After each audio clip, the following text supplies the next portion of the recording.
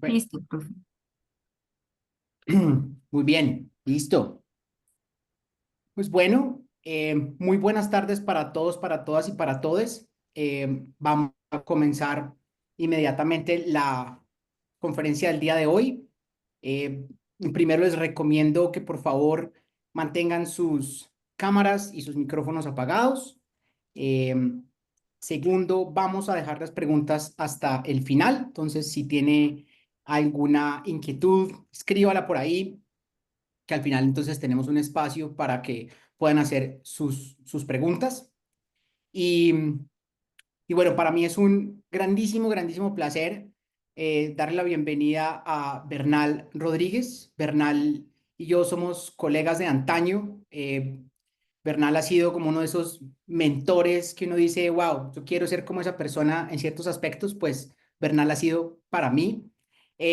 Bernal es costarricense, él realizó su pregrado en la Universidad de Costa Rica, después realizó su doctorado en la UNAM, en México, con Rodrigo Medellín. También fue uno de los socios fundadores y presidentes de la Reserva Biológica La Tirimbina, que alberga el Refugio de Vida Silvestre Tirimbina, que es un sitio preciosísimo que si usted no, si va a Costa Rica, tiene que ir a conocer la Tirimbina. En este momento, sí, claro, es verdad. En este momento es profesor de la Escuela de Biología de la Universidad de Costa Rica, de la UCR. Ha desempeñado distintos roles. Uno de ellos es director del Centro de Investigaciones sobre Diversidad y Ecología Tropical y la Red de Áreas Protegidas. Yo conocí a Bernal justo cuando estaba siendo coordinador del programa de conservación de murciélagos de Costa Rica y cofundó y dirigió por varios años la Red Latinoamericana y del Caribe para la Conservación de Murciélagos. Y dentro de sus muchos, muchos trabajos y elogios que ha recibido, Bernal ha recibido, por ejemplo, el premio Bernardo Villa de la Sociedad Norteamericana de Investigación para Murciélagos, el premio Whitley, eh, el premio Aldo Leopold de la American Society of Mammalogists y también el Buffer Award de Leadership de National Geographical Society, entre muchas otras cosas. Bernal, muchísimas gracias por tomarte el rato para conversar con nosotros y bueno, adelante. Bueno, más bien muchísimas gracias por el espacio.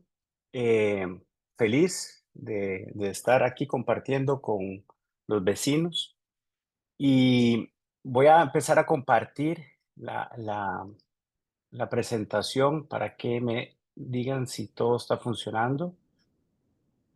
Sí, ahí vemos Sí, Ok. señor. perfecto, sin Perfecto. problema. De una vez aclaro que algunas cosas de esta presentación voy a ir muy rápido, bueno, más rápido que en otras ocasiones voy a detenerme con más calma, sobre todo para que nos dé tiempo de tener algunas preguntas que siempre es importante. Y si por A o por B alguien queda con una duda o algo así, me puede escribir un correo o le piden después el correo a Sergio o algo así, con mucho gusto podemos seguir conversando. Bueno, voy a hablarles de un grupo de murciélagos que yo les llamo murciélagos arquitectos. Al comienzo de la charla voy a dar algunas generalidades de este grupo de murciélagos. Después, al final, voy a presentar algunas cosas más específicas de una especie de murciélago arquitecto que es Ectophylla alba y algunas cosas relacionadas con estos tópicos. Entonces, yo me imagino que algunos de ustedes trabajarán con mamíferos o algunos de ustedes serán murciélagólogos o tal vez todos, no sé. Pero bueno, el grupo de los murciélagos es un grupo altamente diverso, no solo en número de especies, sino en las cosas que hacen. Posiblemente la familia Philostomide es la familia ecológicamente más diversa de mamíferos del mundo. No hay otra familia que haga tantas cosas distintas como los filostómidos, que es una familia bastante común en nuestros países. Dentro de la vida de los murciélagos, ellos pasan la mitad en los refugios, es muy diferente que nosotros, ¿verdad? Quiero decir, en la noche uno va a bailar un poquito de salsa, iba a bailar un poquito de salsa cuando iba joven, a tomarme una cerveza, eso sí hago todavía, tomarme una cervecita, o mejenguear, que es jugar fútbol. Entonces uno al final no termina estando toda la noche en la casa. Entonces los murciélagos sí. Entonces todos los eventos asociados a los refugios son importantes en la historia de vida de estos animales. Y esto es un ejemplo de una especie, Myotis planiceps, que a mí me tocó, tuve la suerte ya como por el 2004, 2005, de descubrir que no estaba extinto, ya estaba en la lista de especies extintas y fuimos a buscarlo y lo encontramos en esa planta que se ve ahí, que es el género yuca, habían 300 individuos de una supuesta especie extinta. Entonces, los refugios se relacionan con el éxito reproductivo, los refugios se relacionan con evitar depredación, para la termorregulación, para la reproducción, etcétera. Son muy importantes en murciélagos, a pesar de que normalmente tenemos en la idea, la cabeza, en el imaginario, que todos los murciélagos se refugian en cuevas o en un lugar oscuro, ¿verdad? Y que no son muy exigentes en sus casas, ¿verdad? Cualquier hueco oscuro me puedo meter y realmente no. Hay un montón de requerimientos que ellos tienen y distintos refugios. Aquí vemos algunos ejemplos, algunos se meten debajo de los árboles, otros tienen modificaciones morfológicamente están adaptados para distintos refugios. El mejor ejemplo son los tirópteras que tienen ventosas.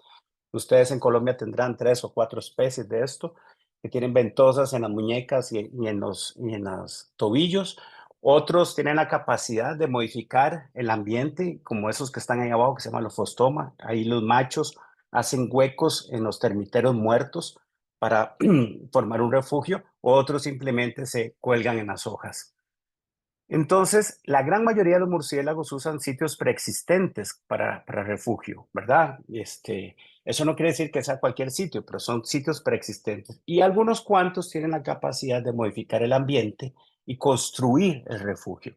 Recuerde que eso no debe ser muy sencillo porque, bueno, son animales que no tienen manos, son animales que tienen que construir boca abajo y que además lo tienen que hacer de noche, pero tienen esa capacidad de construir sus refugios. En América tenemos 22 especies de estas y hay 3 especies más en Asia. La mayoría de los trabajos de las especies de Asia son de la India, pero también hay algunas cosas de Malasia, eh, Indonesia, pero principalmente la mayoría de los trabajos son de la India. Es el género Sinopterus. Y hoy no voy a incluir en esta charla lo que sabemos de Sinopterus. Eh, Hace 20, 25 años se especulaba que posiblemente los machos eran los que construían los refugios para atraer hembras, ¿verdad? Que entonces la calidad del refugio se convierte en alguna forma, por decirlo de alguna forma, en una extensión fenotípica del macho. O sea, si construye buenas casas, posiblemente era seleccionado. Ese era, digamos, lo que había principalmente en los años 90. Con el tiempo, con la aparición de técnicas moleculares, donde ya podemos estudiar la paternidad y todo, empezamos a darnos cuenta que esta historia no es tan así. Pero bueno, de eso voy a hablar un poquito más adelante. A pesar de que es un fenómeno que se conoce hace muchísimos años, y ahorita voy a poner una imagen de esto, sigue siendo poca la literatura. Por eso yo me mantengo activo, digamos, de alguna forma, estimulando en varias partes del mundo el estudio de este grupo, porque van a ver abre un abanico de preguntas muy interesantes. Entonces, los murciélagos que utilizan estas casas, estas hojas modificadas como casas, como tiendas de campaña, eso es una foto, un collage de algunas de las especies que tenemos en el neotrópico, varios géneros, Uroderma, Platirrinos, Ectofila, Artibeus, Dermanuras, Vampiresa, y realmente es un fenómeno que, insisto, ya tiene más de 100 años de ser conocido. Esta es la primera cita que tenemos posiblemente cuando estaban construyendo el canal de Panamá, la gente del Smithsonian hace esta referencia a Goldman, que dice que encuentra los urodermas bilobatum metidos en las tiendas ahí. Sergio conoce muy bien que todavía en Gamboa se ven los urodermas, también en los techos de las casas, pero también en tiendas, siguen estando ahí. Y esta es la primera referencia que tenemos de este tópico.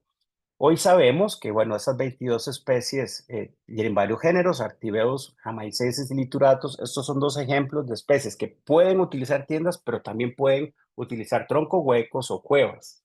Sin embargo, hay algunos, casi todos los demás, utilizan únicamente tiendas, son exclusivos de tiendas. Y repito, por si no quedó claro, yo llamo tiendas a las hojas cortadas y dobladas como una tienda de campaña. En otros lugares les dicen carpas, en otros hay 50,000 nombres para esto. Entonces ustedes pueden ver ahí las especies, y los que son murciélagólogos ahí en Colombia pueden decir, la tengo, no la tengo, esta la tengo, esta no la tengo. Y el mapa a la derecha es las distribuciones de estas especies unas sobre otras. Entonces uno ve que hay una riqueza considerable en la parte amazónica, pie de los Andes, ¿verdad? Digamos, no en la Amazonas vieja, no Manaos, ¿verdad? No en la Amazonas central, sino más bien cerca de los Andes. y después la diversidad se mantiene más o menos considerable a lo largo del Caribe y Centroamérica. Todos son pequeños, excepto los dos primeros que mencioné, jamaicenses y lituratus. Uno puede entender, ¿verdad? Las hojas tampoco soportan mucho peso. De hecho, tenemos un articulito que es como un juego de esos que medimos la capacidad de peso que tienen las hojas para ver si está relacionado como algo que limita los tamaños de grupos. Y todos comen frutas. Todos pertenecen a la misma subfamilia, excepto el último que tiene ese asterisco, que es Rhinophylla pumilio, que es una subfamilia que es diferente, Rhinophyllinae. Actualmente estamos trabajando en varios artículos y en un libro, y estos son unos mapas preliminares. Ya uno empieza a ver como más detalladamente la distribución de estos animales. Y les digo, el chocó me vuelve loco a mí, no conozco, pero si ustedes ven los puntitos rojos, ¿verdad?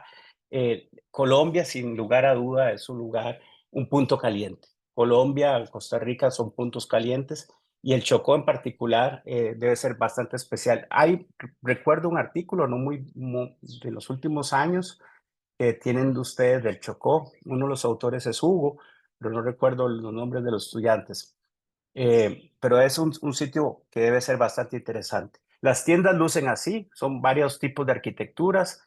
Unas se llaman sombrilla, otras bíferas, otras bote apical, etcétera. Pero las tiendas lucen así. Entonces, hay algunas variaciones, voy a mencionar algunas de estas adelante, y los murciélagos adentro de las tiendas se ven así. Eh, normalmente son, normalmente son grupos pequeños, algunas especies como Uroderma bilobatum o Uroderma convexum, más bien sería ahora. Hay grupos de maternidad donde uno puede encontrar una tienda 30, 40 individuos, malos bebés, en hojas de palmas de coco que soportan mucho peso, pero la mayoría de los grupos son grupos pequeños. Entonces, estos son algunos ejemplos de las tiendas. Y bueno, entonces uno piensa que costos-beneficios. En teoría, los beneficios tienen que ser mayor que los costos, ¿verdad? Para que este comportamiento se haya sido seleccionado a lo largo de la historia del grupo. Y se ha mencionado como algunos beneficios que hay un microclima especial, que las tiendas protegen de la lluvia. Hay un paper un artículo de los años 80 donde el autor agarró una regadera y le echó agua a una tienda y le echó a una hoja sin modificar con bolas de algodón y después los pesa. Me encanta el trabajo como una travesura y demuestra que las tiendas por el tipo de arquitectura protege mejor de la lluvia.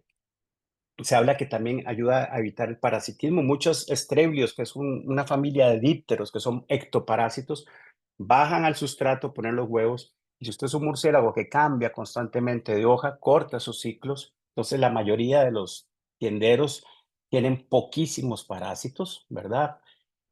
Ya uno puede pensar que tal vez esto es una de las fuerzas evolutivas que lleva a esta conducta. La depredación, estos murciélagos están ahí, tienen buena luz para ver si se acerca un depredador, tienen 360, ¿verdad? Y además aprenden el movimiento natural del viento, de la lluvia, y si un depredador mueve diferente la hoja, pues escapan. Eso es muy distinto a que si uno duerme en un tronco hueco donde solo hay una entrada o una salida, ¿verdad? Y entra el depredador, pues más rincona, etcétera. También otro beneficio que es muy interesante, que lo propuso Charles Dominique, un francés que trabajó mucho en las Guyanas, que tiene unas bellezas de artículos interesantísimos, todos de los años 80 principalmente. Él mencionaba que posiblemente esto era una ventaja de que si yo soy un murciélago y voy a ir a comer de un árbol, puedo acampar, puedo poner mi casa cerca del árbol y reduzco costos de forrajeo, ¿verdad? Voy más cerca del árbol y regreso a la tienda a comer, voy al árbol y regreso a la tienda a comer. Eso no es factible. Si uno está en una cueva, no puede llevarse la cueva, ¿verdad?, para a ningún lado. Y por supuesto, el costo, esto que mencioné, todos son beneficios, perdón, y el costo el costo más evidente es buscar periódicamente y construir una casa, ¿verdad? Porque eso van a ver que no es cualquier hoja y bueno, también lleva un tiempo, ¿verdad?, de construcción. Entonces, estamos en una relación planta-animal y normalmente las relaciones planta-animal de los murciélagos hay murciélagos que se alimentan de flores, entonces una relación, digamos, donde el murciélago gana y la planta gana, que es la polinización, ¿verdad? Una relación trófica. Hay murciélagos que se alimentan de frutas, también es una relación trófica. donde el murciélago gana el alimento y la planta también gana eh, por la dispersión de las semillas, ¿verdad? En esta relación trófica. Eh, Otra relación es la folivoría. Hay algunos artículos que demuestran que los murciélagos pueden comer hojas y comen hojas, donde el murciélago posiblemente gana agua. Eso es como lo más claro, no está muy claro. Hay algunos artículos que cuestionan un poco qué es lo que gana, pero definitivamente agua y minerales puede ser que esté ganando comiendo las hojas y la planta pierde aquí, ¿verdad? Porque la planta pierde una hoja que tiene algún costo. Tal vez no muy alto, pero tiene un costo. Hay otra relación que son los murciélagos, que son muy pocos hasta ahora, que comen semillas, y aquí es una depredación, ¿verdad? Ya no es dispersión. Entonces, tenemos ejemplos con el género Quiroderma y con Centurio, donde el Centurio tiene la capacidad, tiene mucha fuerza y rompe las semillas de esta especie de planta que le llamamos tempisque. Entonces, aquí el murciélago gana también, posiblemente lípidos principalmente de las semillas, y la planta pierde. Esta relación de los murciélagos y las tiendas no es una relación trófica, en eso se diferencia, ¿verdad? Y el murciélago gana y nos preguntamos si la planta gana o pierde. Entonces, en eso estamos todavía adelante tratando de contestar. Si ustedes ven cuál es el efecto del murciélago sobre la planta, había un artículo en los 90 que decía que los murciélagos no cortaban venación principal y que el flujo hídrico en la lámina foliar y también de nutrientes se mantenía, lo cual hacía que la hoja o la tienda durara más tiempo y pues tiene lógica. Sin embargo, la hoja, hicimos el ejercicio, si la hoja se muere, cuando es tienda, se muere más rápido que una planta. Entonces, marcamos un montón de hojas nuevas y marcamos las hojas que fueron modificadas como tienda y llevamos este censo y encontramos que efectivamente el murciélago acelera la muerte de la hoja. Una tienda dura 7 semanas y media y una hoja nueva, una hoja también sin modificar, dura 60 semanas, 61 semanas. Entonces, realmente el hecho que el murciélago corte la hoja, la lámina foliar, acelera la muerte. ¿Por qué? Bueno, yo especulo, nadie ha hecho el estudio como tal, posiblemente hay infecciones, ¿verdad? Virus o bacterias o hongos que entran a la planta, a la hoja y terminan acelerando su muerte. Entonces, digamos que el panorama no es muy positivo para la planta en esta relación. Otro ejemplo son donde estaba Empiriscus nymphaea. La planta se llama Potalia turbinata y ya tenemos algunos artículos con esta planta, la fenología, otras cosas, pero vean qué interesante esto. Aquí, no sé si ven mi cursor moviéndose, en la fotografía, el lado derecho es la planta normal, el lado izquierdo es cuando el murciélago la modifica. El murciélago, cuando la modifica, no mata la hoja, solo muerde parcialmente el peciolo que es leñoso, el peciolo cicatriza y se mantiene de esa forma. Entonces, los murciélagos regresan todos los años. Entonces, la planta saca dos hojas nuevas y después llega al año siguiente, el murciélago llega y las vuelve a modificar. Entonces, mantiene prácticamente en esta forma la planta.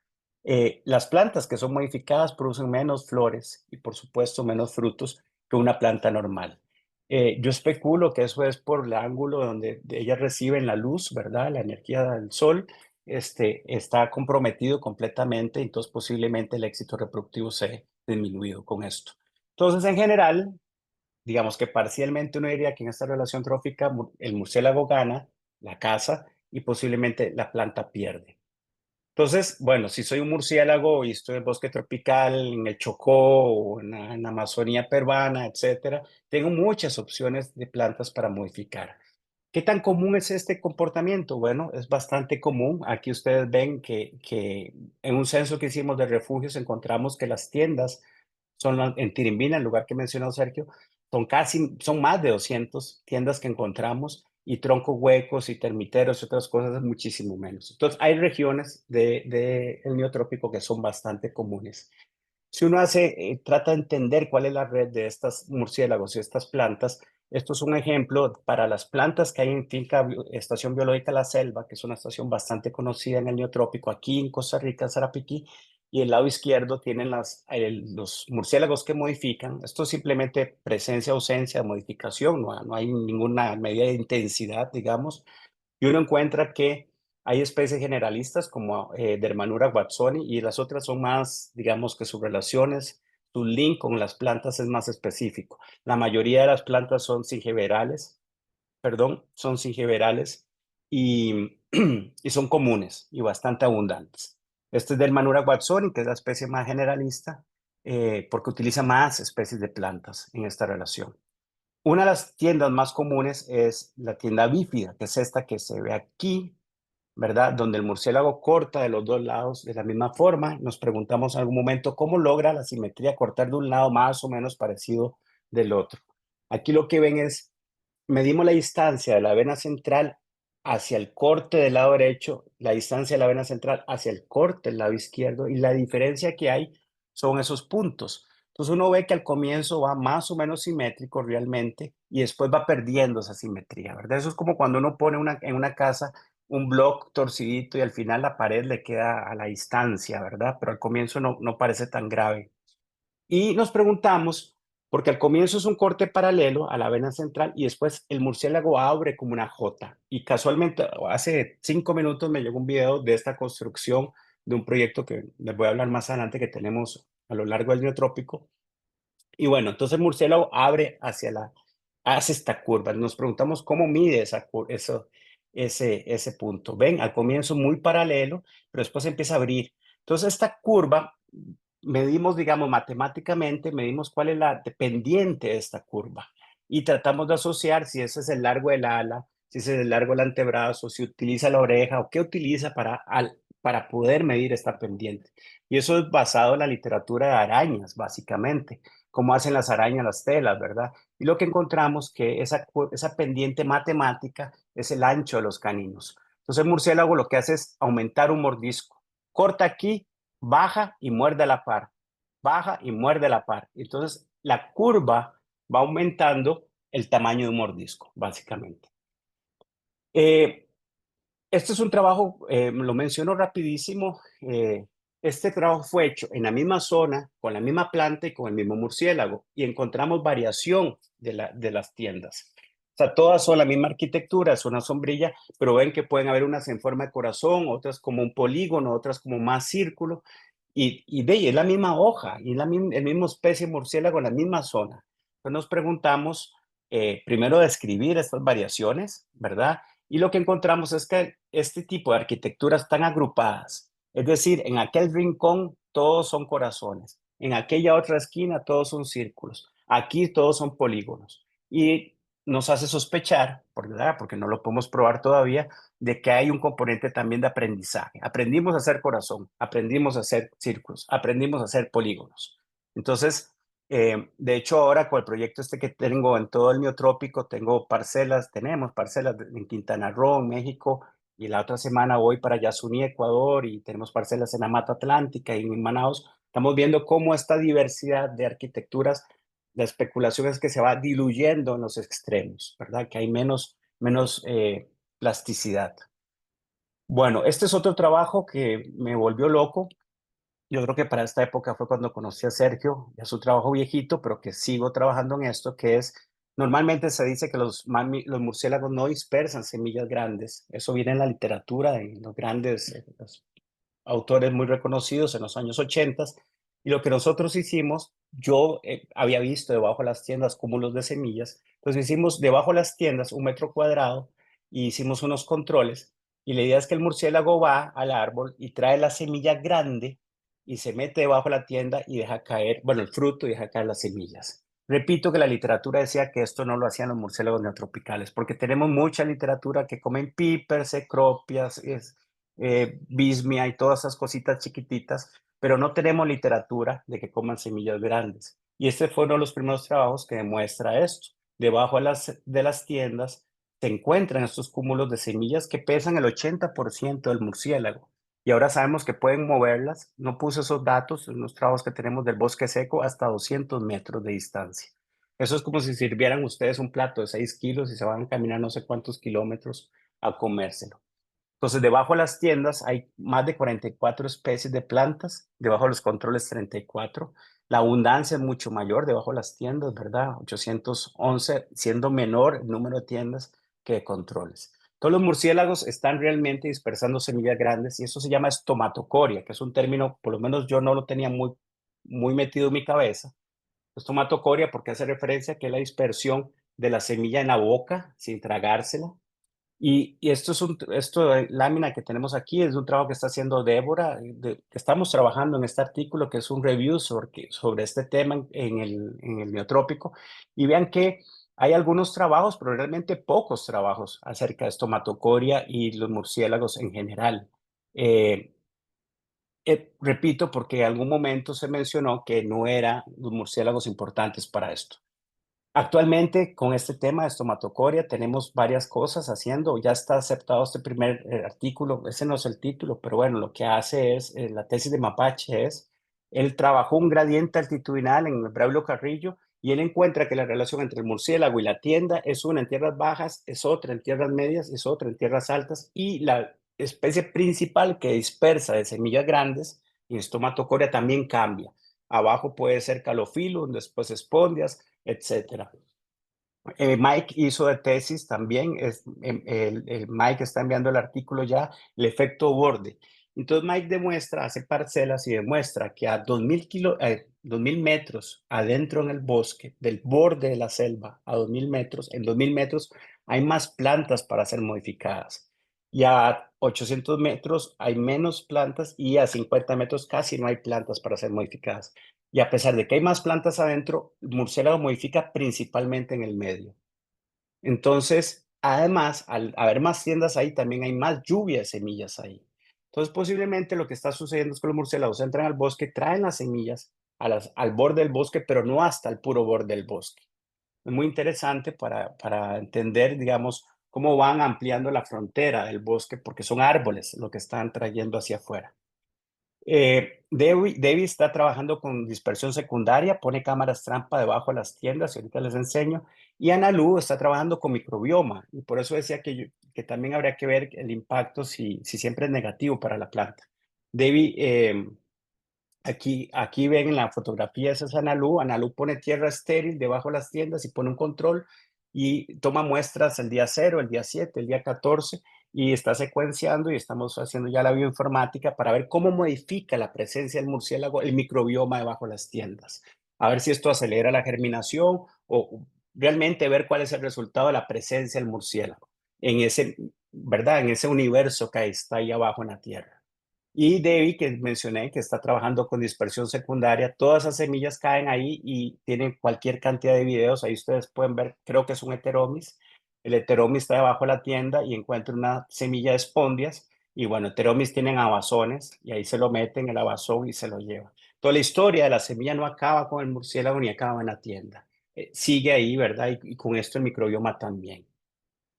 Bueno, ya para ir entrando, porque ya llevo media hora, en el murciélago blanco, que son las bolas de algodón, es una especie endémica de Centroamérica. Hace muchos años recuerdo que en alguna lista de murciélagos de Colombia lo habían puesto, pero después se dieron cuenta que no era, seguro habían desteñido alguno por ahí. Eh, y bueno, esto es una especie que solo está en el Caribe, Costa Rica, un pedacito de Panamá, Nicaragua y Honduras. Y una de las primeras preguntas que yo me hice, porque nunca se había visto la construcción de una tienda, fue quién hace la tienda. Y lo que encontré en esa ocasión es que encontré machos y hembras construyendo. Principalmente tengo 4 videos de hembras y uno de machos. Y eso es una hembra preñada que lo que hace es por debajo, corta con el hocico, mide, digamos, la distancia de la vena central y empieza a modificar la hoja. Ahora, este fue el único video de construcción, pero ahora tenemos para 3 tipos de tiendas diferentes. Tenemos videos que estamos, por lo menos el de Potales, estamos enviándolo a publicar y mencioné hace un rato que ya tenemos un par de bífidas. eh, y hay como estrategias distintas para modificar las hojas. Y pensemos que no todas las hojas tienen la misma dureza, no todas las hojas saben igual, no todas las hojas duran lo mismo, son diferentes formas, etcétera. Pero bueno, eso es una hembra ahí modificando. Eso que está haciendo ahorita son los puntos de aterrizaje. Y esto, lo interesante fue que esto acaba con la idea de que los machos eran los que construían las casas para atraer a las hembras. ¿Por qué? Porque al menos en esta especie las hembras también tienen la capacidad de construir. Entonces, ya la tienda no se vuelve como una parte esencial en el sistema de apareamiento como para atraer al sexo opuesto, porque los dos sexos construyen. Eh, Aquí lo que hay es como trata de describir el proceso de selección de las hojas. Los murciélagos estos están seleccionando eh, bosques secundarios donde hay abundancia de liconias y hay cierto tamaño de hoja y una cobertura dosel que ellos prefieren. Esto es principalmente cerca de los ríos, donde también hay un buen número del árbol del que se alimentan y ahorita les voy a enseñar. Los grupos de ectofila, esto es de captura y recaptura y estar contando individuos. Lo que está arriba es el número de hembras y lo de abajo es el número de machos y cada línea es una tienda y encontramos que hay más de un macho presente, que también es un poco, no se ajustaba a esa idea de que era un macho el que construía para atraer hembras, sino hay más de un macho presente eh, a lo largo de todo el año. Y esos grupos son bastante estables en el tiempo. Esto es un sociograma, cada número es un individuo, un grupo de captura-recaptura, y mientras más gruesas son las líneas, significa que son más estables en el tiempo. Todos los grupos no es que se acabó la hoja hoy, la tienda, y ya me voy yo por un lado, chao Sergio, chao Bernal, bueno Miguel, bueno Amanda, nos vemos. No, nos vamos juntos y construimos una tienda juntos y más o menos mantenemos estables en el tiempo. Entonces la pregunta fue, bueno, son grupos familiares o son grupos de amigos o cómo es la relación de parentesco entre ellos. Para eso desarrollamos los microsatélites. Un estudiante de Honduras, estos trabajos de genética los he hecho en colaboración con el grupo de Jorge Ortega de México. Y bueno, una de las respuestas fue que no, que son amigos, no son familia. Entonces aquí estamos ante digamos, un tipo de cooperativismo a la hora de construir, ¿verdad? Son amigos, por decirlo así. Y también otro trabajo que hicimos fue la diversidad genética que se mantiene bastante bien. Hay algunas conductas muy interesantes, por ejemplo, las hembras pueden alimentar a una cría que no es suya y que posiblemente es hija de una amiga y no es su hermana. Y ustedes ven ahí a la mamá con el bebé aquí y el otro bebé que le pidió comida y ella le permite y lo alimenta, ¿verdad? Es una conducta bastante especial, un tipo de cooperativismo. Y aquí hay otra conducta que también es bastante especial. Ellos comen un fruto muy chiquito, entonces comen en el árbol, cerca del árbol, pero cuando el bebé ya está a punto de volar, la mamá le trae frutos para enseñarle a comer. El bebé quiere leche, eso se llama el conflicto del destete, y la hembra lo saca y le dice, no, le dice, no, no hay leche, y lo obliga a comer frutos. Entonces ahí lo que vemos es ese conflicto del destete. Y unos cuantos días después ya el bebé vuela y vuela con la mamá. Posiblemente, eso sí no lo sé, pero posiblemente la mamá le enseña o le transmite la memoria espacial al bebé de dónde están estos árboles. Come Ficus colubrine, ahorita les voy a enseñar. Ve, el bebé insiste en meterse debajo del ala, donde está el pezón, y la mamá lo saca constantemente y posteriormente el bebé empieza a comer del fruto. Bueno, me toca apurarme porque si no, no me da, pero bueno, tal vez puedo adelantar un poquito aquí. Bueno, ahí el bebé ya había comido un poquillo, ¿verdad? Y entonces, al final, la mamá sí le permite que se meta debajo del ala. Bueno, entonces esa relación de los murciélagos con los árboles, este fruto que se llama Ficus colubrine, la estudiamos con la tesis de David Villalobos, su tesis de licenciatura, y David encuentra que las tiendas están en puntos calientes donde esta especie de árbol es muy abundante. Que ahí las tiendas son los puntos verdes y los árboles, pues los arbolitos negros. Ficus colubrine se llama, y es este fruto, y cuando está maduro es completamente rojo. Sabemos bien que bueno, haciendo la telemetría vimos en los modelos que la probabilidad de ir a un árbol que está a menos de 500 metros de distancia, la tienda es muy alta, es como el 80%, y en la calidad, digamos, en la calidad, llámese calidad, en el estado de maduración del fruto, ellos prefieren los frutos muy maduros, muy rojos, ¿verdad? Entonces hay una probabilidad altísima que van a ir solo a visitar árboles nada más de frutos muy maduros. Entonces, este es el árbol, este es el Ficus colubrine, ¿verdad? Lo ven, el color rojo. Normalmente este ficus durante el día lo visitan más de 40 especies de aves. Ese color rojo, ¿verdad? Es parte del síndrome para atraer aves. Y lo interesante con este trabajo que hicimos después es que los murciélagos ectofilas suben al árbol y empiezan a caminar y lo que pasa es que el árbol produce olor en la noche. Entonces es un árbol que tiene dos estrategias, el color para las aves durante el día y el olor en la noche para los murciélagos. Bueno, otra de las cosas que hemos trabajado es todos los beneficios fisiológicos. Como mamífero que mantenemos la temperatura estable a lo largo del día, ¿verdad? Hay una temperatura ambiental donde mi gasto energético es el mínimo. Eso se llama la zona termoneutral. Entonces, normalmente uno vive donde la zona termoneutral dentro de la zona termoneutral para no gastar energía. Entonces la pregunta fue si las tiendas, al ser modificadas, salvan o guardan más calor que una hoja sin modificar. Para esto pusimos una fuente de calor y nos dimos cuenta que sí, esta línea verde son tiendas que se calientan muchísimo más y más rápido que una hoja sin modificar. Y bueno, yo estaba feliz y después dije, bueno, esto no es como un gran hallazgo, ¿verdad? Quiero decir, me puse a leer y fueron los griegos, filósofos griegos, que habían dicho que un espacio cerrado salva más calor que un espacio abierto. Entonces ahí empecé a trabajar con un colega de Puerto Rico, con Armando Rodríguez, para medir la tasa metabólica, a ver si esto era importante. Y efectivamente, para ectofila empieza a salvar energía si está a más de 25 grados centígrados.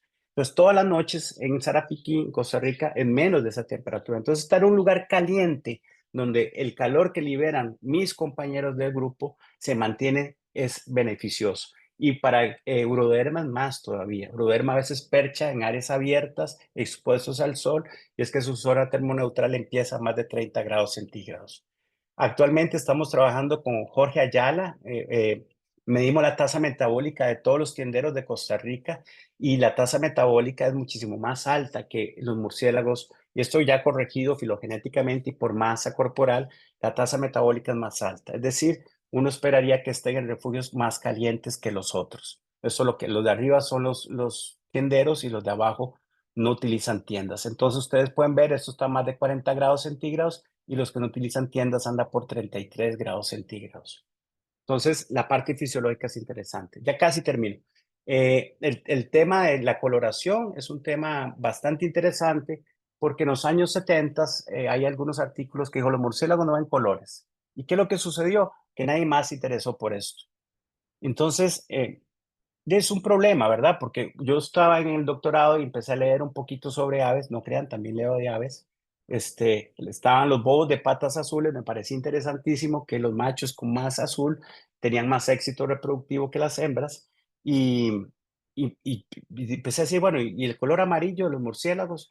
Y hice unos trabajos con cámara, claro, ustedes sabrán cómo es tercer mundo en los años 90, no, principios de los 2000 tomaba fotos y me hacían magenta y no sé cuál otro, ¿verdad? En cada pixel. Después llegó un colega y lo hicimos ya con el equipo correcto, el espectrofotómetro, creo que se llama. Y bueno, este trabajo en particular, liderado por Ismael, es un trabajo de su grupo de estudio. Él demuestra, digamos, que el color amarillo de los murciélagos son carotenos que acumula. Es el primer mamífero en el mundo, Ectophila alba, que se demuestra la capacidad de almacenar eh, por mucho tiempo estos pigmentos que obtienen posiblemente de los frutos, los carotenos. Paralelo a esto, yo estaba trabajando que les menciono y yo lo que descubrimos aquí es que los machos tienen la hoja nasal y cierta parte de la oreja más amarilla que las hembras. Primero, los adultos son más amarillos que las crías porque las crías no han obtenido, o sea, no han empezado a comer. Esta es la reflectancia, la longitud de onda, o sea, el color, por decirlo de una forma más simple, ¿verdad? Y a más de 500 empieza el color amarillo. Entonces, los adultos son los cuadros amarillos son más amarillos que los juveniles, porque los juveniles posiblemente no han comido lo suficiente para almacenar esos pigmentos.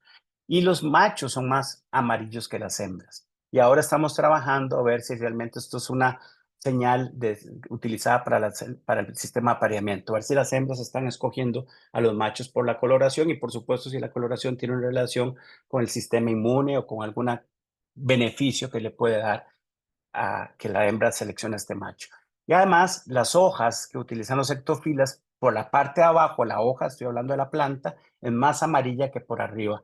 Los cuadros amarillos, los círculos amarillos de acá, en la parte de abajo la hoja y los verdes en la parte de arriba. Esto ayuda a que también se ayuden a que sea fácil camuflarse, ¿verdad? Porque entonces ese color amarillo no se ve tan distinto o tan marcado como uno podría esperar. Ahí quité unas fotos, pero si ustedes ven los murciélagos blancos debajo de una hoja verde, sin luz, o sea, si ustedes sin ninguna linterna ni nada, no se ven blancos, se ven como grises, se ven oscuros, se camuflan de alguna forma.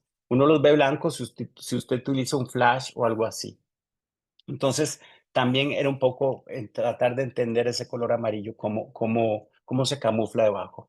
Eso es una tabla difícil de leer, posiblemente un poco aburrida, pero lo que quería mostrar aquí es que también si utilizamos luces infrarrojas y grabadores ultrasónicos buenos para grabar las vocalizaciones sociales, los animales son, por lo menos en general los murciélagos, son bastante interesantes. Al igual que el color ha sido un tema menospreciado, ¿verdad? Y que ya en los últimos 15 años hay varios artículos que demuestran que digamos, tienen opsinas y otros que genéticamente también tienen los genes que podrían sintetizar las proteínas estas de los pigmentos, etcétera, y que los murciélagos neotropicales, al menos aprobado en 2, 3 artículos, ven ciertos colores y la luz ultravioleta, por ejemplo, es muy importante.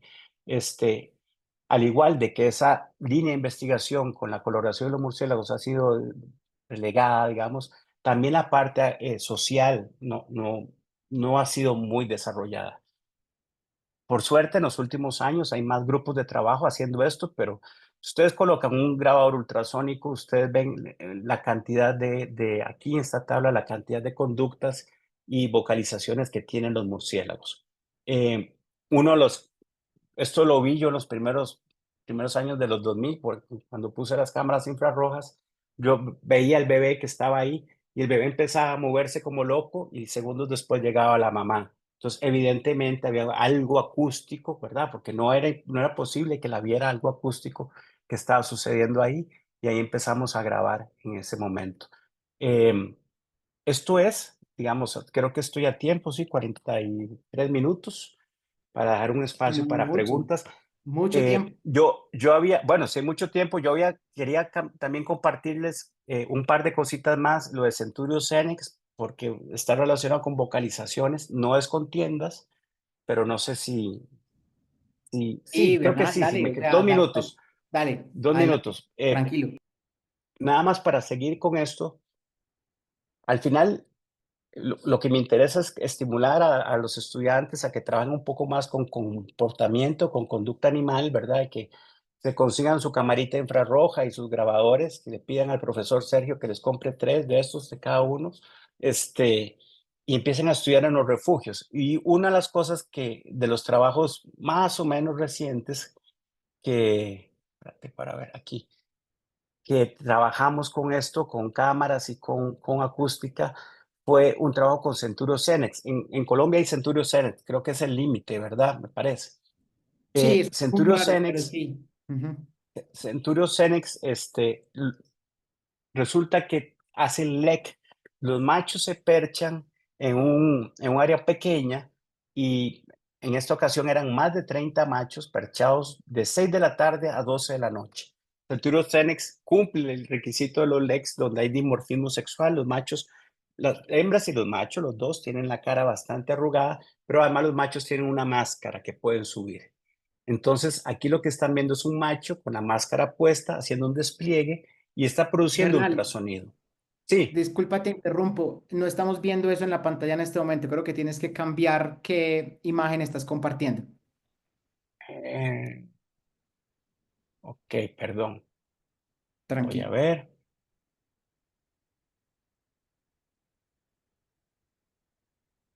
Ahora, Sí, ahora Sí, sí. señor. ahora sí. Bueno, Ok. aquí, repito, es un macho que tiene la máscara puesta y está moviendo las alas y está produciendo ultrasonido. ¿Con qué produce el ultrasonido? No lo sé. Sospecho de las alas, pero todavía no lo sé. Y alrededor de estos 30 machos hay murciélagos volando que son hembras, que las hembras pasan a lo largo de lo que se llama la arena, porque es un lek, pasan a lo largo de esta arena y por algún criterio seleccionan a los machos. Entonces, ahí donde ustedes, aquí el de aquí arriba es un macho con la máscara puesta y esto es una hembra que se acerca. Vean cómo se ve el macho completamente metido dentro de esa máscara, no se le ve nada. Él está haciendo además como un cono con las alas, posiblemente para el sonido, ¿verdad? Está recibiendo y llega el otro murciélago, se acerca, emite una parte audible y se va y él sigue haciendo el despliegue, como lo pueden ver aquí. Entonces, se llaman encuentros. Oye, pst, esos son la parte audible.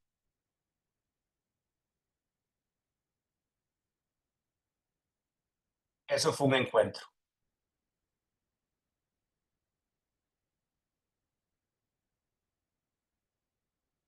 Este murciélago no hace tiendas, duerme en el follaje y es muy raro. Aquí también es raro, que en ningún lado es así como que uno diga es súper común. Y los machos son más raros que las hembras. Ahí viene otro encuentro. Él ya está alerta.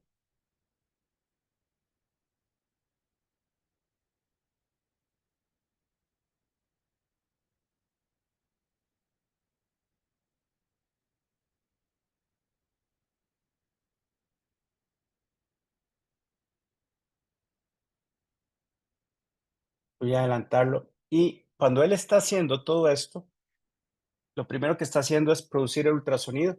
Y es esto que suena ahí. Y hace trills. Esta parte, todo esto está puesto a una frecuencia audible, ¿verdad?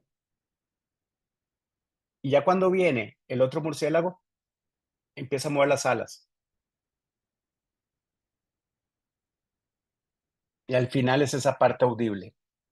Entonces, este es, digamos, el repertorio que tienen para atraer, bueno, asumimos que para atraer a las hembras. Es el repertorio que hacen todos los machos. Por último, logramos probar esto, ¿verdad? Este es el macho, este le decíamos querendón. Este todos los días estaba ahí. Yo llegaba y le ponía basura en la percha. Él llegaba furioso a las 6 de la tarde y limpiaba la percha, ¿verdad? La quitaba, lo que yo le había puesto y se perchaba ahí. Asumo que era el mismo siempre. Ese es un encuentro. Y ahora sí, llegó el amor.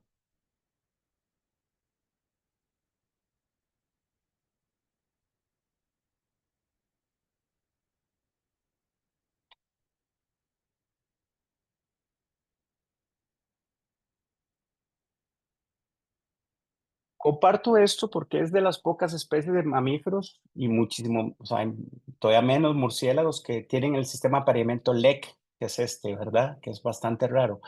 Pero también, una vez más, para estimular a la gente a trabajar con un poquito con conducta, que los murciélagos al final no son tan difíciles de trabajar, principalmente en los refugios. Toda esta parte de conducta y vocalizaciones también, como lo hemos hecho con las tiendas. Bueno, eso es, gente. Creo que ahora sí. ¿Alguna pregunta?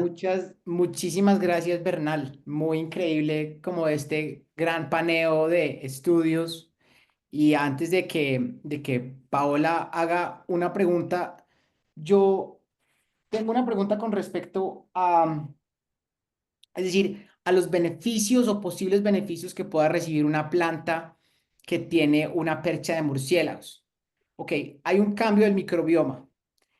Puede haber algún tipo de fertilización, es decir, que el guano que estén trayendo pueda generar algún tipo de beneficio para la planta y que, digamos, se pague ese costo de tantas semanas en la que la Ujú. hoja deja de vivir. Eh, Todavía no sabemos, pero bueno, hay un par de artículos que muestran este proceso que están mencionando, que los murciélagos pueden fertilizar, pero es principalmente con murciélagos insectívoros, donde químicamente, digamos, las excretas tienen componentes, no me recuerdo ahorita si es fósforo o qué, que puede ser útil para una planta.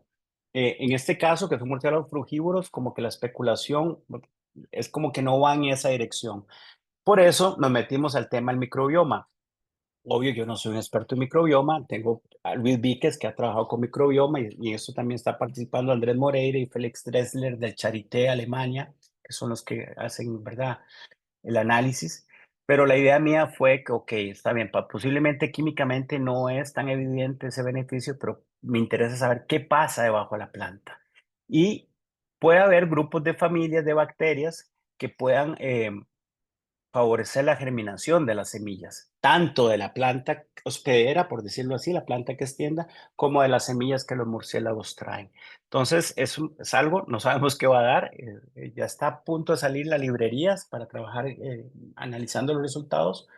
Tenemos más de 30 tiendas y sus controles. Pero es eso, Sergio. Yo creo que se ha probado eso que has mencionado, principalmente con murciélagos insectívoros. Yo Ok. agregaría que un posible beneficio, que yo tengo algunos datos, pero estoy a la espera de un estudiante que los retome y mejore el diseño, es que, por ejemplo, hay una planta que se llama Pentagonia, que es una rubiácea. Ujú. Entonces, como las rubiáceas, ¿verdad? Son opuestas a las hojas. Verticillar. Entonces, es una planta que padece mucha herbivoría. Entonces, cuando el murciélago construye la tienda, que son en las hojas nuevas, la hoja hermana que no es tienda se la comen completamente los herbívoros y la tienda Wow. no. Entonces, posiblemente o no se la comen, voy a especular, porque la planta produjo metabolitos secundarios o porque Ujú. los herbívoros ya al cambiar la forma de la hoja natural ya De la- reconocen como que la hoja está comida y que ya está, sabe feo o algo así. Entonces, al menos la hoja que es una tienda le dura más tiempo que la hoja hermana. No sé si llamarle esto un beneficio, pero bueno, habría que explorar más esto. Gracias, Bernal. Muy chévere. Paola, adelante. Hola, sí, muchas gracias. Me disculpo de antemano no poner la cámara, voy caminando a clase. Muchísimas gracias por la presentación. Bueno, yo soy profesora acá en la Facultad de Ciencias y me llama mucho la atención este tema. Quisiera preguntarte, en términos evolutivos, ¿ustedes se han preguntado o han hecho alguna reconstrucción ancestral para entender un poco más si esta característica, este carácter es algo ancestral derivado de construcción de las tiendas? Y pues porque veo en tu Ujú. presentación que posiblemente también es un carácter heredable. No sé si algo tenga que ver con la tasa de especiación de alguno de estos grupos. Buenísima la pregunta, Paola, y estamos en eso. Te voy a decir muy rápidamente. Hay un trabajo de los 94, creo, de Kunz y McCracken, donde ellos simplemente dicen, bueno, esto es una conducta que se ha presentado varias veces en la historia evolutiva de los murciélagos, porque las tres especies de Asia es otro suborden completamente. Entonces, claro, ellos hacen tiendas y los de aquí hacen tiendas y los de acá, si ves el árbol, son géneros, algunos sí, son hermanos, pero otros están muy distantes. Entonces, nace esa pregunta.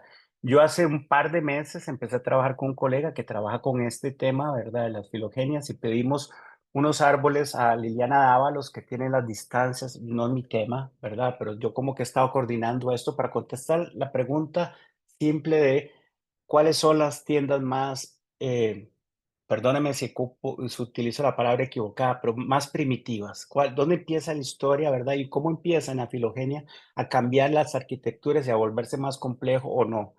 Entonces, para esto hicimos, yo me puse como a caracterizar, para hacer esta tienda el murciélago hace un corte recto, para hacer esta tienda hace una curva, para hacer esta tienda hace un punto, ¿verdad? Entonces estamos mapeando todo el tipo de corte que tiene que hacer el murciélago en la filogenia de los murciélagos. Entonces, lo estamos haciendo, no tenemos, el primer resultado que tuvimos fue un caos, ¿verdad? Porque eran muchas variables, me puse como a hacer, profundicé mucho, a esta tienda es así, pero con un pedacito así, entonces el colega me dijo, no, Bernal, eso va a salir terrible. Entonces ya hice una nueva limpia y ahora lo estamos haciendo con menos variables y hoy casualmente lo vi y me dijo que la otra semana nos reunimos, pero no tengo resultado todavía, pero en eso estamos. Gracias, Paola. Bueno, no, pues muchas gracias a usted. Gracias, Paola. Miguel. Miguel. Hola, Ah, sí, ahí ya vi. eh, estoy desde el celular de esta persona porque el audio no me funcionó. Ok, Eh, adelante, adelante, Jessica. Mucho gusto, Bernal. Yo soy estudiante acá en la Universidad del Rosario.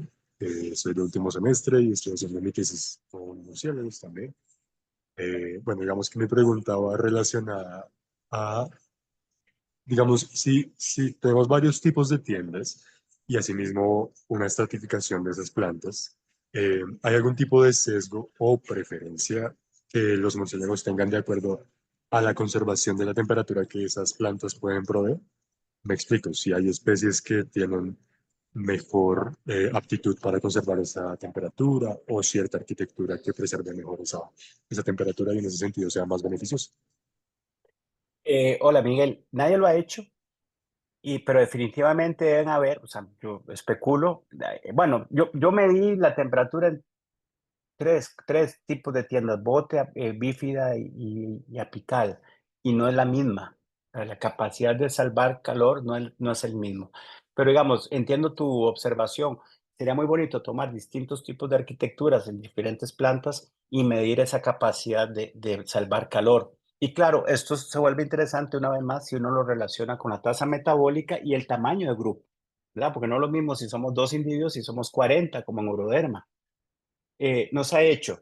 Y voy un poquito más profundo que eso, y tal vez ustedes lo saben, o sea, pero las hojas tienen diferente capacidad de conducir calor también, calor del sol. Y entonces, por ejemplo, hay una especie que se llama Centronicteris centralis, que no es un tendero, es un embalonurio, es otro bicho, que yo siempre lo veo en las mismas plantas. Él no modifica la hoja, pero se percha en las puntas de las hojas.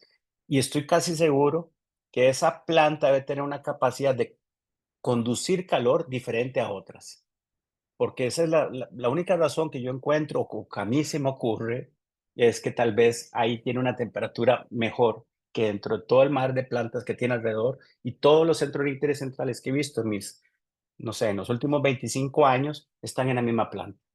Entonces, también no solo la forma y la hoja, sino también la capacidad de conducir calor puede estar influenciando. Lo que estás diciendo, nadie lo ha hecho. Es una pregunta lista para que usted se vaya, termine su tesis y se dedica a los tenderos. Perfecto, muchas gracias. Pues justamente Miguel va a ir al curso en Ecuador, entonces Ah, seguramente bueno, qué allá dicha. tendrán mucho de qué conversar al Allá, respecto. allá nos veremos seguramente. Lo tengo en contacto, ya sé, Eh, lo tengo en contacto como Miguel Yasuní. bueno, ahí está, perfecto, listo, Miguel Yasuní. Aquí le decimos Mike Towers, pero bueno. Eh, no veo ninguna pregunta en el chat. ¿Tenemos un tiempo para Ángel una está corta pregunta? Miguel Ángel está levantando la mano, profe. Yo creo que la No, es el que acaba de levantada. hacer la Ah, pregunta, ok, Sí, sí, Verónica. perdón. lo siento, lo siento. La decana. Carolina. Claro, Hola, esto es pura curiosidad. Es que me llamó mucho la atención lo de los carotenoides, porque yo trabajo en coloración en insectos, entonces no tenía ni idea de este ejemplo. Y pensando en que de pronto fuera efectivamente selección sexual o un rasgo que permitiera elección de pareja, ¿pueden ver el color en la noche? ¿Sabes? Es algo como que no reconcilia mi lógica. Sí, no tengo respuesta, no te puedo decir que sí pueden ver el color en la noche, pero te puedo decir que pasan todo el día en la tienda. Es decir, y cuando están socialmente más activos es al final de la tarde, cuando la luz ultravioleta también es muy importante. Sí. Entonces, yo me imagino que la coloración durante el día sí la pueden ver, no sé cómo la ven, o sea, tal vez no es el amarillo que vemos nosotros, ¿verdad? No sé cómo la perciben, este, pero posiblemente esa selección se da en la tienda durante el día. Eh, yo ahorita nada más muy rápidamente, porque sé que ustedes tienen, ahorita lo que estamos haciendo, capturamos los grupos, les ponemos pic tags, que es ¿verdad? Para marcarlos, su cutáneo. Les tomamos sangre a los bichos para ver el sistema inmune cómo está, les tomamos tejido para después estudiar la paternidad y medimos la coloración de todos los miembros. Y a algunos les modificamos, los ponemos más amarillos con un pilot especial que éticamente correcto, por decirlo así. Los pintamos para ver si ese va a ser el papá de más bebés después. Y a otros les ponemos un control, que es un pilot transparente, donde simplemente pues es el mismo efecto que lo pintaste, pero no tiene ningún color. Ese trabajo está a medias, no ha sido tan sencillo porque lo que nos cuesta mucho es encontrar 3 meses después el mismo grupo, ¿verdad? Porque se empiezan a mover. Pero eso es lo que estamos haciendo para contestar un poco esto. Maravilloso. Muchas Gracias. gracias, Carolina. Muy pertinente la pregunta. Y Bernal, genial. Muchas gracias por la presentación. ¿no? Eh, excelente los videos. Pues me gustó que funcionara porque tenía miedo de que no lo pudiéramos ver aquí bien en el Zoom. Qué Y de dicha. nuevo, muy agradecido por el tiempo que nos dedicaste. No, un gusto. Gracias y se cuidan. Listo. Gracias, Bernal. Chao. Pura Muchas vida, gracias chao. a todos por venir y nos vemos dentro de 15 días. No, dentro de 15 días es ya Semana Santa. Entonces nos vemos después de Semana Santa y, y pues nada, que tengan un resto de semana y de bonito día. Gracias. Chao, gracias. Chao.